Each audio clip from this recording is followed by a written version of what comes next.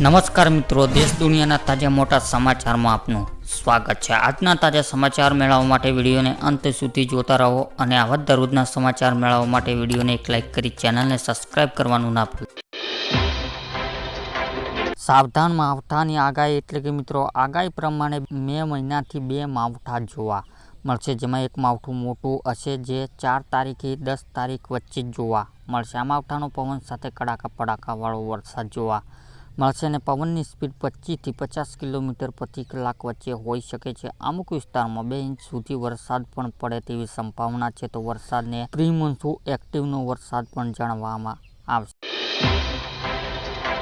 ચોમાસું સારું રહેશે, અંબાલાલ પટેલની આગાહી એટલે કે ગુજરાતમાં ચોમાસાને લઈને ખેડૂત માટે સારા સમાચાર આવ્યા છે। અંબાલાલ પટેલની આગાહી મુજબ આ વર્ષ રાજ્યમાં 100% કરતાં વધુ વરસાદ રહેશે અને વરસાદ વહેલો આવવાની શક્યતા જણાવી છે। રોહિણી નક્ષત્રમાં 25 મેથી 4 જૂન વચ્ચે વરસાદ આવી શકે છે, જેમાં ગાજવીર અને પવન જોર વધારે રહેશે। 18 મેથી 25 મે વચ્ચે અંદામાન નિકોબાર ટાપુ પર ચોમાસું બેસી જશે અને 8 જૂન દરિયા પવનો બદલાશે અને પવન જોર બનશે।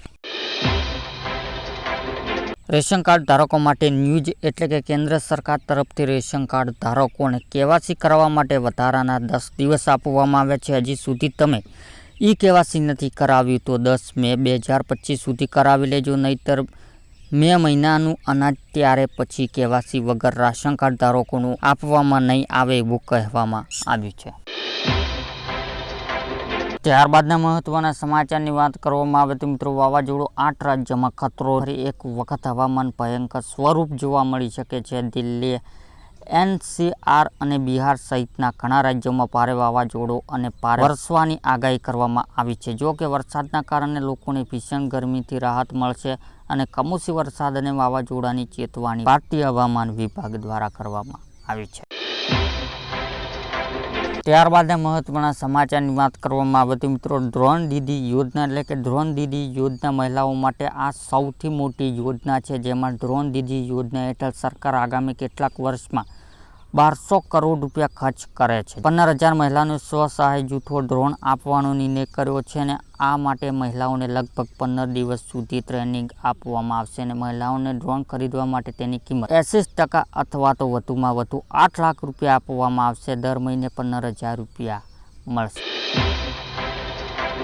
રાજ્યમાં આર્થો સિસ્ટમ સુધારો કરાયો છે અને લર્નિંગ લાયસન્સ સ્ટેટ સુધારો થવાનો હવે લર્નિંગ લાયસન્સ મેળવવું સરળ થયું છે અને લાયસન્સ માટે લેવાતી પરીક્ષા રાહત આપવામાં આવે છે। હવે તમારે લર્નિંગ લાયસન્સ પરીક્ષા પાસ કરવા માટે 15 પ્રશ્નોમાંથી 9 પ્રશ્ન સાચા પડતા લર્નિંગ લાયસન્સ ઇસ્યુ કરવામાં આવશે। જો કે 15માંથી 11 પ્રશ્નો જવાબ સાચા પડતા લાયસન્સ આપવામાં આવતું હતું।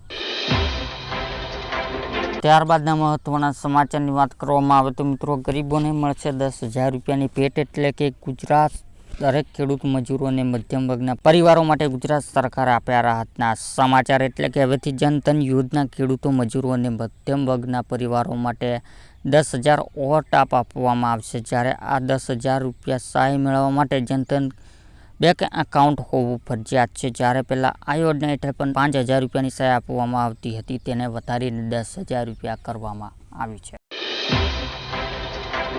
નવું આધાર કાર્ડ બનાવવું પડશે અઘરું એટલે કે નવું આધાર કાર્ડ બનાવવાનું હવે અઘરું પડશે। લોટના ચણા ચાવવા બરાબર જોવા મળશે। ખાસ કરીને મિત્રો તમને જણાવી દઈએ કે આધાર કાર્ડ બનાવવા માટે મોદી સરકાર નવી સિસ્ટમ લાગુ કરવા જઈ રહ્યા છે। આ અંતર્ગત હવે નવા આધાર કાર્ડ માટે અરજી કરનારનું વેરિફિકેશન રાજ્ય સરકાર દ્વારા કરવામાં આવશે। આ પાસપોર્ટ વેરિફિકેશન જેવું હશે અને એટલું કે મિત્રો હવે આધાર કાર્ડ બનાવવું પાસપોર્ટ બનાવવા જેવું અઘરું થઈ જશે। આ સિવાય મિત્રો STM સ્તરના અધિકારી મંજૂરી બાદ નવું આધાર કાર્ડ આપવામાં આવશે। આ પ્રક્રિયા ફક્ત 18 વર્ષ પૂર્ણ કરનાર યુવાનો માટે જ લાગુ થશે। નવી સિસ્ટમ નવો આધાર જારી કરવામાં 180 દિવસ જેટલો સમય લાગી શકે છે।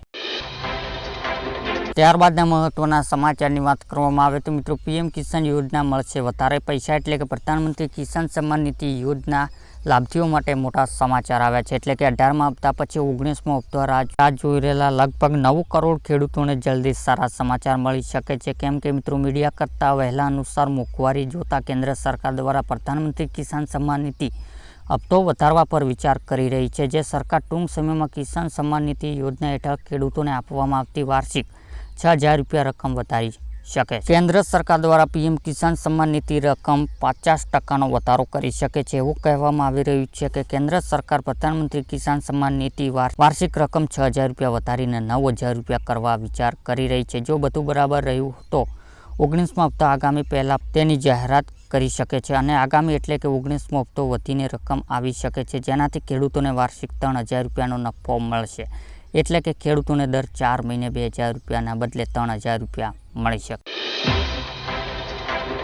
ત્યારબાદના મહત્વના સમાચારની વાત કરવામાં આવે તો મિત્રો, પાન કાર્ડ લઈને મોટું અપડેટ એટલે કે કરદાતાઓને ઓળખ માટે જારી કરાયેલ પાન કાર્ડ હવે OR કોડ સાથે જારી કરવામાં આવશે, જેથી કરદાતાઓને ડિજિટલ અનુભવ વધારી શકાય. વડાપ્રધાન નરેન્દ્ર મોદી અધ્યક્ષતામાં કેબિનેટ CCEએ પાન કાર્ડ 2.0 પ્રોજેક્ટ શરૂ કરવાની મંજૂરી આપી દીધી છે અને સરકાર આ નિર્ણય હેતુ સરકાર એન્જિનિયર્સો તમામ ડિજિટલ સિસ્ટમ મુખ્ય ઓળખતા તરીકે પાન કાર્ડ ઉપયોગ કરવાનો છે. સરકાર આ પ્રોજેક્ટ પર કુલ 1,435 કરોડ રૂપિયા ખર્ચ કરશે.